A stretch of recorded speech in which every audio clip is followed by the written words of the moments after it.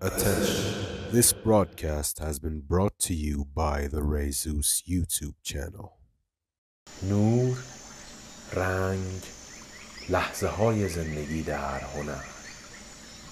سلام اساتیر، خوش اومدین به کانال هنر و اسطوره‌شناسی رزوس. امروز میخوام براتون راجع به جریان هنری امپرسیونیسم صحبت بکنم، پس با من همراه باشید. امپرسیونیسم یکی از جریان‌های هنری بوده که در فرانسه شکل گرفته در اواخر قرن 19 و اوایل قرن 20. تمرکزش بر روی لحظات زندگی روزمره، نور، رنگ و تأثیرات نور در طبیعت بوده. توی این جریان هنری سعی بر این بوده که با استفاده از تکنیک‌های تازه‌ای در تصویرسازی و نقاشی تجسمی نوین و زنده‌تر از دنیای پیرامون به مخاطب داده بشه. در مورد تاکید بر لحظه‌های زندگی صحبت کردیم. هنرمندا در جریان امپرسیونیسم اعتقاد داشتن که لحظاتی که همینجوری گذرا هستن، این لحظات میتونن یه وقتایی خیلی اتفاقا جذابیت داشته باشن و ثبت این لحظات میتونه آثار هنری خیلی خاصی رو ایجاد بکنه.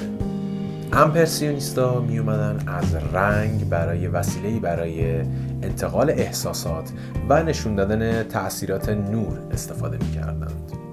یعنی که اونا می اومدن از لایه‌ها و پرتوهای رنگی برای ایجاد ابهام‌های بصری و به چشم اومدن کارهاشون استفاده می‌کردند. برخلاف سبک کوبیسم، امپرسیونیست‌ها هیچ اعتقادی به بررسی جزئیات و تحلیل اشکال به صورت هندسی نداشتن و تجسم نسبی رو بهش اعتقاد داشتن. اونا بیشتر همون تاثیر نور و رنگ براشون مهم بوده.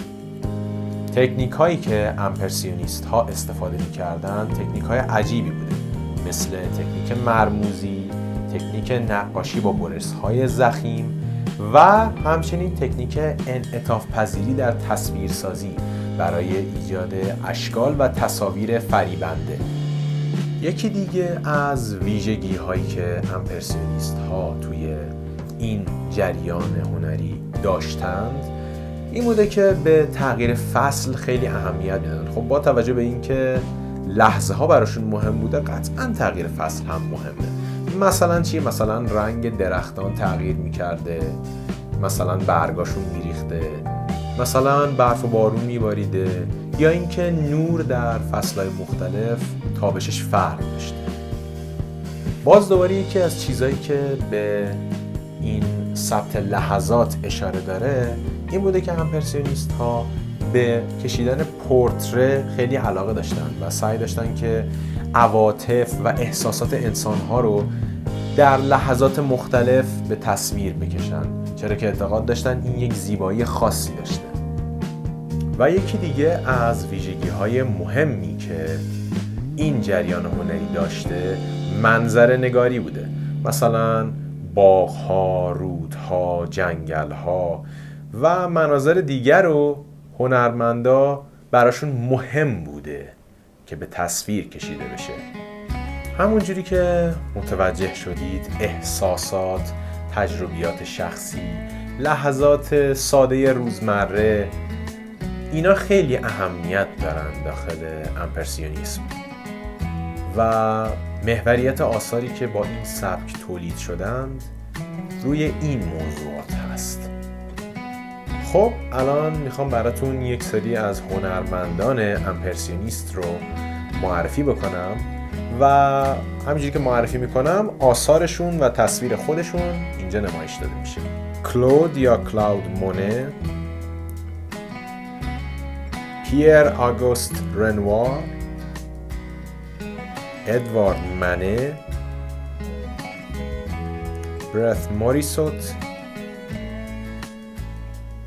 کامیل پیسارو، فردریک بازیل، آلفرد سیسلی،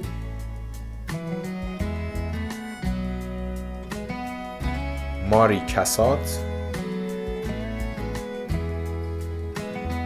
اوژن بودین.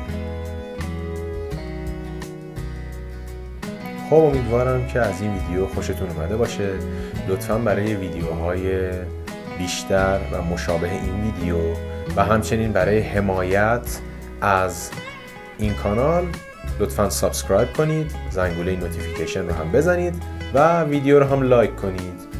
شما میتونید نظرات خودتون رو با من به اشتراک بگذارید و اگر ویدیویی درخواست دارید و مد نظرتون هست از من بخواید که براتون اون ویدیو رو کار بکنم.